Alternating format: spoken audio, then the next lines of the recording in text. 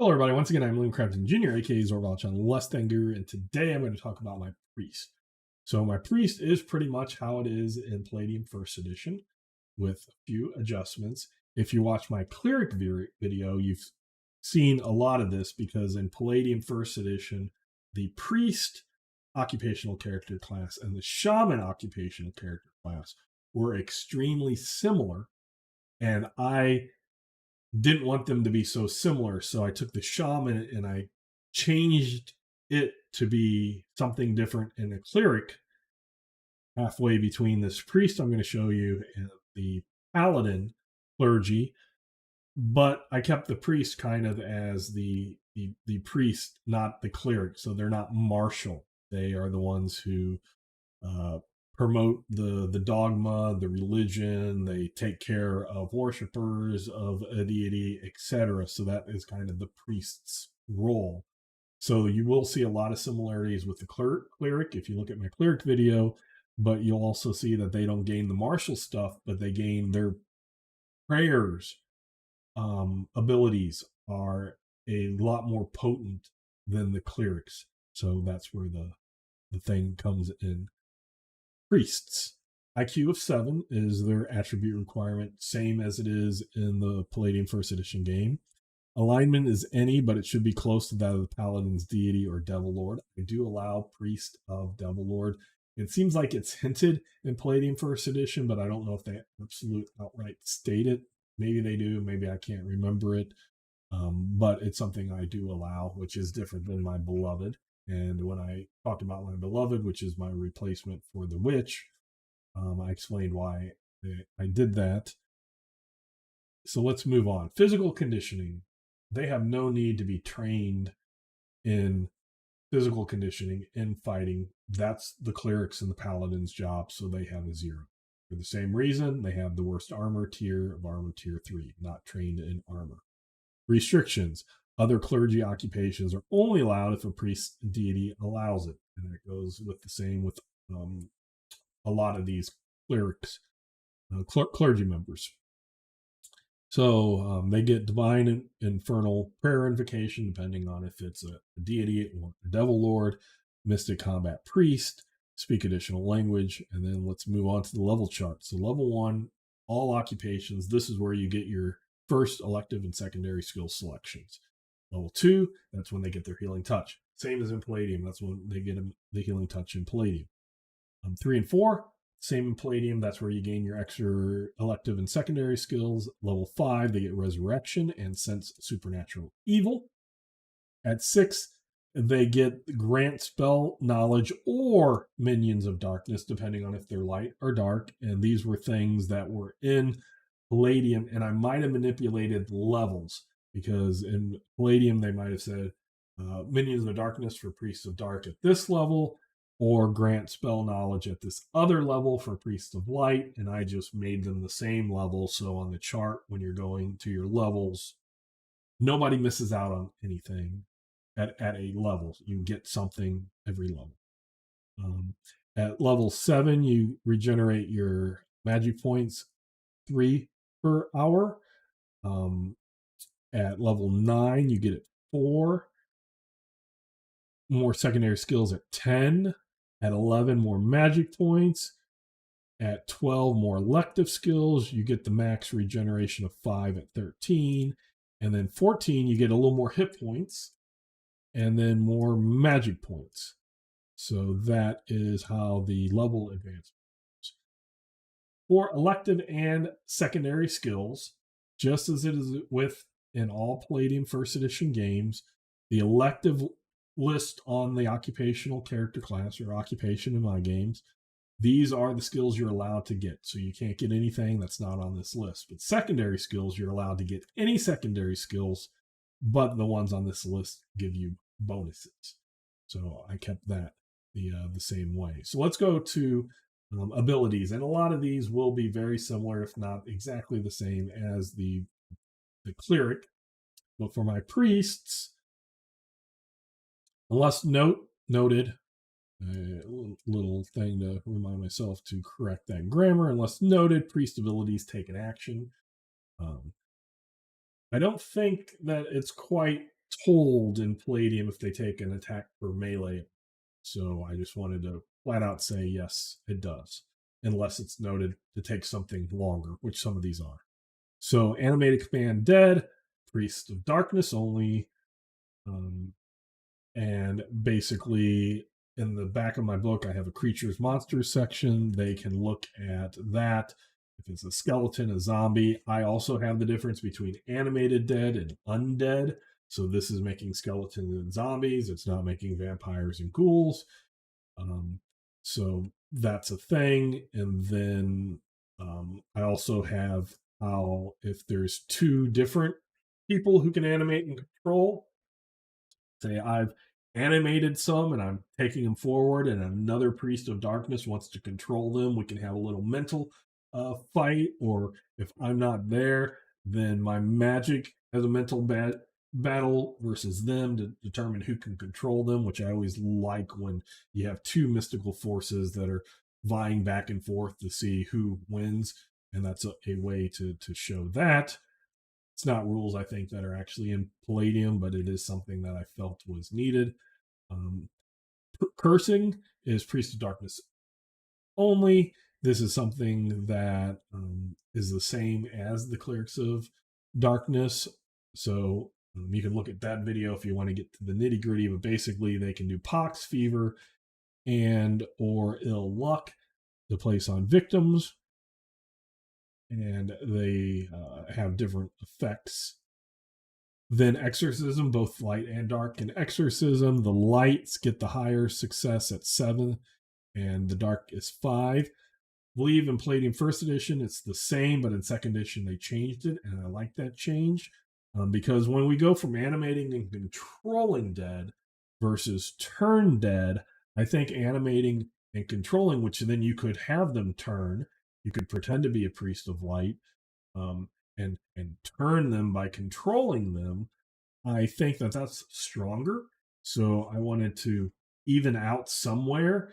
And I don't necessarily believe that everything has to be absolutely equally balanced, but some type of balance. And that's where it shows up on as the 7%. They get Grant of Strength. I might think it might be called Prayer of Strength or something like that. In the original Palladium, I call it the Grant of Strength, Priest of Light only. This grant endows the priest with spiritual strength. They gain a +2 to all saving throws, -10 to turn undead rolls, which you want to roll under, so that's a -10 added to your die roll. That's something that's contested. Is it a bonus to your percent or a subtraction from your die? Put it where you want it. But then they get a bonus. I'll just say bonus to exorcism rolls, +2 to their prayer strength. So normally prayer strength starts off with a base of a 12. This would increase it to a 14. And then as they go up in their mystical combats, that increases it even further. So that's really potent. And +2 to damage in hand-to-hand and throne combat.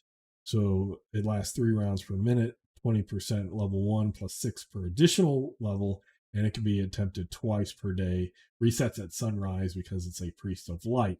Now, this is what I just want to mention. The clerics, I said that their abilities are either the same, and the different ones, the priests are objectively better than the shaman in Palladium First Edition, because they get a +1 to saving throw, and this one gets a +2 to saving throws. And the shaman, the other one, was just a possible future I might see and a bonus to be able to get that +1. This is a +2. If they both are able to get it off, the +2 is better than a +1 objectively. And that's why I added a bunch of the stuff to the shaman, converted into a cleric and had it a semi-combatant. So that intervention, Priest of Light only, it allows them to cast any spell of any level that his deity knows. This knowledge does not use the priest's own magic points. The spell must be cast in the mystic combat stance, takes 1 action. They must announce which spell they're trying to cast, and if successful, it is at 5 levels higher than the priest's current level. The priest may cast it at a lower level, but it needs to be mentioned in the casting, i.e., when the spell is announced. Intervention may be attempted once per day, and the ability resets at sunrise. This is so much better than a possible future glimpse, because you could cast anything that your deity knows. And if your deity knows something that might allow you to get a future glimpse, this does it. And if not, then you cast something that the situation right now calls for it, not some possibility in the future. Magic points are MA, mental. Affinity is confidence. That can be confidence in you. It can be confidence in the higher power. So that's why that is the base for your magic points. You add 30, and then you get a D6 per level. Penance, the same as the cleric. The paladins get it later and not as good, but you can resist thirst for up to 2 days, hunger for up to 3 days per level, and once per day you can ignore penalties due to pain or discomfort for a number of rounds equal to their level. So it does not absorb damage, only the penalties. So if you start taking damage, what this also does is pain or discomfort.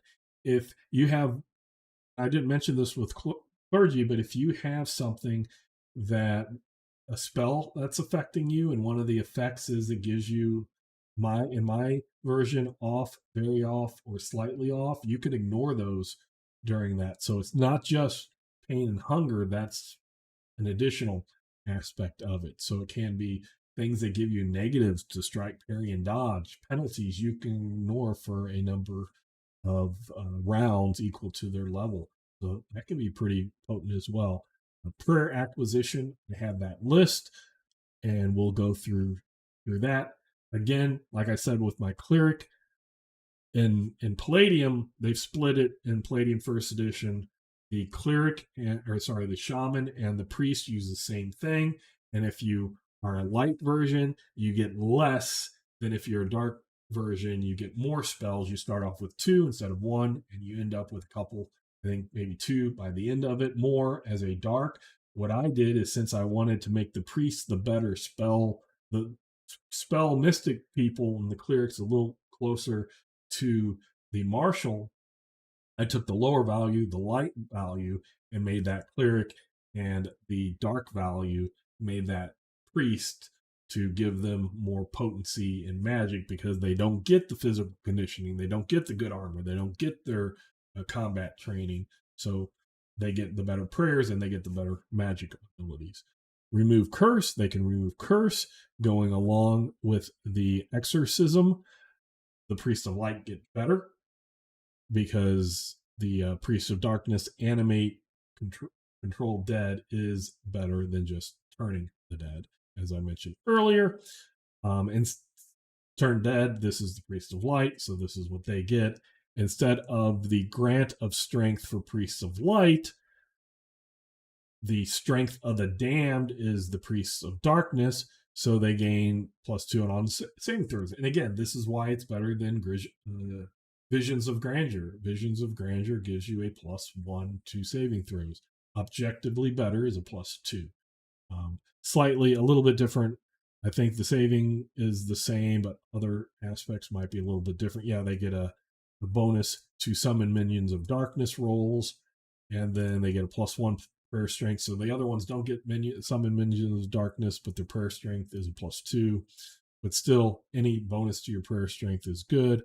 +4 to damage and hand-to-hand thrown combat, +2 to parry and dodge. So a little bit different, but equivalent of each other. But both strength of the damned and the grant of strength are objectively better than Visions of Grandeur. And that's, again, why I added some martial stuff into the shaman, converted it into a cleric to make it a viable choice, a choice that you just, okay, I have to have higher attributes and I get worse stuff going into this occupation. Why would anybody go into this occupation? At 5th level, they both can sense supernatural good or evil. And then resurrection at 5th level, the conditions for resurrection, and their ability is a base 20%, success level of 5 +3% per additional level. It's a percent. So in most of my percent type things, you can take that extra time. You can take that non-stressful situations. If you look at my video on skills, you'll see that the conditions that the body can't be in, that they can't regenerate lost limbs if you restore them back to life. Grant spell knowledge is priest of light only. With this ability, this is how the priest can teach wizards or multiple academics in my game, like the sword mage would be able to learn spells from this. The wizard and the mystic scholar would all be able to learn spells through this ability, where the priest is able to channel that knowledge and teach that spell. And then instead of that aspect, grant spell knowledge, the priest of darkness gain the minions of darkness, which is ability to allow the priest to summon one lesser devil or demon to aid the priest. The summoned demon or devil will obey the priest without question. Very similar to the summoned devils and demons that the beloved my witch is able to get. So if we look here, we can see they start off with 2. On the cleric video, you'll see they started off with 1. And then I believe the cleric ended up with 20 and the priest ends up with 22. So that's how I split it. I took the light and darkness split, made one cleric, the lower one cleric, and the higher one priest. Having said that, I'm William Crafton Jr., aka Zorvachan, less than guru. And until next time, I'll catch you later.